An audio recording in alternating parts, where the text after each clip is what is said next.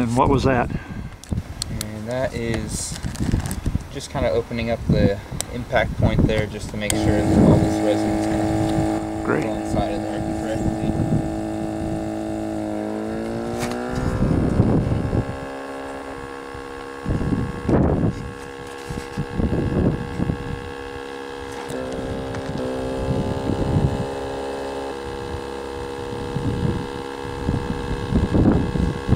That is a vacuum?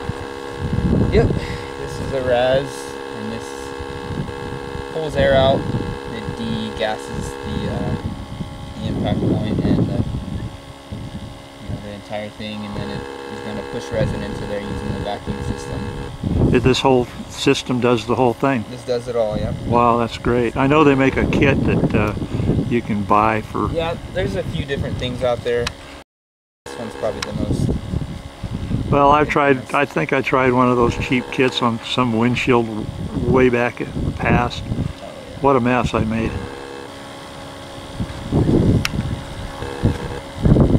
Yeah, this one's quick and easy. And sometimes these they can run because of the pressure that this is applying. And sometimes it does, cause them to grow. Oh. Doesn't happen very often. But it is something that does once in a while, so gotta keep a close eye and make sure these lines aren't moving. Okay, the repair is made. He said that sometimes the crack will get larger after the repair.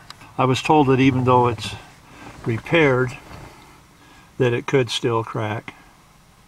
And sometimes during a repair, they do extend the crack a little bit. So, okay, after a couple days sitting in the sun, the repair is looking a little bit better. I don't think it's going to get much better than this, though. And if you can't do it yourself, have a professional do it.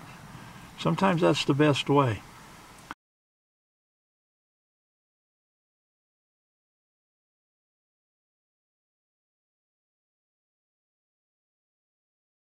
So, till the next video, thank you for subscribing, thanks for watching, and bye for now.